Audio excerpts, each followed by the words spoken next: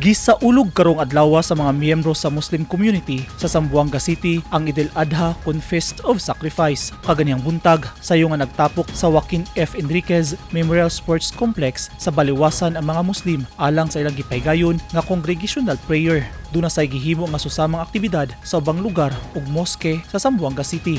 Inguni ni sabang gipaygayon sa Isabela City Grandstand sa Basilan kaganyang buntag. Giorganisa sa lokal nga gobyerno ang aktibidad.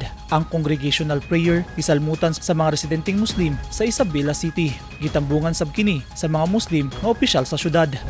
Naghalad sab og pag-ampo ang mga residenteng Muslim sa Marawi City sayo sa buntag. Gihimo ang ilang congregational prayer sa Sarimanok Sports Stadium, Islamic City of Marawi. Ug sa Davao City, Liboan ang nisalmot sa ilang community prayer sa Roas Avenue alas 6 kaganyang buntag. Gisirado ang tibok Roas Avenue alang sa nisutang aktibidad.